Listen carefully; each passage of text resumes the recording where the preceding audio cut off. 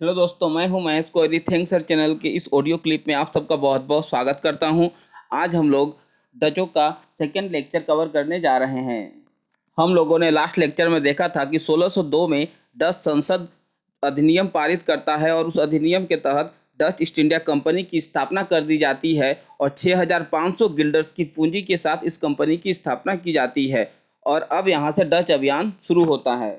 डचों ने सबसे पहला टारगेट सूरत को किया था और मालाबार को किया था। मालाबार जो कि केरल तट पर स्थित है, उसको किया था। और इस टारगेट को किसने किया था? तो वाटर हेग, जो कि एक डच सेनानायक था, उसने किया था, मगर वो असफल रहा।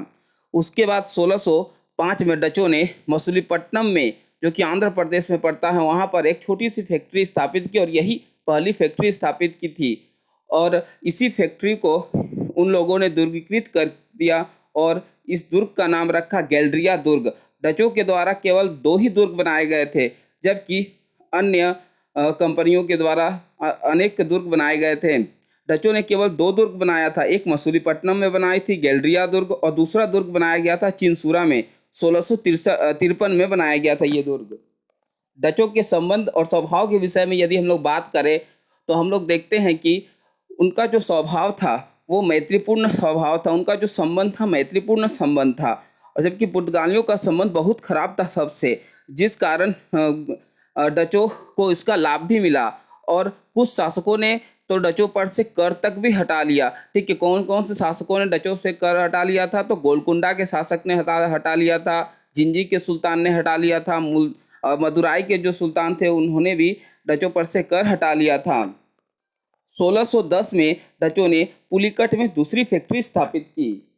यदि हम लोग डचों की अन्य विशेषताओं के बारे में बात करें तो डच यूरोप में ही व्यापार नहीं करते थे, बल्कि ये यूरोप के साथ साथ जावा, सुमात्रा, इंडोनेशिया, जापान, चीन, कंबोडिया, वियतनाम, हनोई इत्यादि देशों के साथ भी व्यापार करते थे, जबकि पुर्तगाली केवल यूरोप तक ही सीमित थे।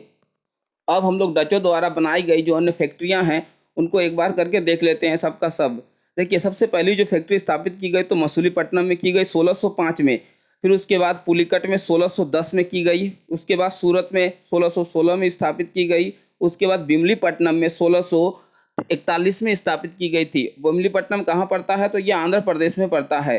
फिर कराईकल में 1645 में फैक्ट्री स्थापित की गई। कराईकल पांडिचेरी में पड़ता है। और फिर चिंसूरा में स्थापित की गई 1653 में। इसी को दीर्घीकृत कर दिया गया। यही दूसरा दुर्ग बनाया था डचों ने चिंसूरा में। फिर 1658 में कासिम बाजार, पटना और बालासोर में फैक्ट्री स्थापित की, जो कि पश्चिम बंगाल में पड़ता है। ये तीनों का तीनों जगह पश्चिम बंगाल में है, कासिम बाजार, पटना और बालासोर। मतलब अभी का पश्चिम बंगाल है और पहले ये बंगाल में ही सब था। ठीक है। और फिर नेक्स्ट फैक्ट्री उन लोगों ने नागपट्टिनम में स्थापित की। नागपट्टिनम तमिलनाडु में पड़ता है। 1659 में यहाँ पर स्थापित की। और फिर से गोलकुंडा में 1660 में स्थापित की। गोलकुंडा केरल में पड़ता है। और फिर 1663 में कोचीन में स्थापित की। कोचीन तेलंगाना में पड़ता है। इतना ही नहीं, इन लोगों ने कुछ विदेशी जगहों पर भी कब्जा किया था, जैसे कि अम्बायना में कब्जा किया था 1605 में। मसाला द्वीप, जो कि इंडोनेशिया को कहते हैं, वहाँ पर 1619 में कब्जा किया। श्रीलंका, जिसको कि सिलोन भी कहा जाता है, वहाँ पर 1658 में कब्जा किया। और मलक्का को 1641 में मलक्का पर कब्जा किया था। श्रीलंका का पुराना नाम सिलोन है, जहाँ पर कि 1658 में डचों ने कब्जा किया। अब कुछ इंपॉर्टेंट पॉइंट देख लेते हैं जो कि एग्जाम की दृष्टि से इंपॉर्टेंट हो सकते हैं।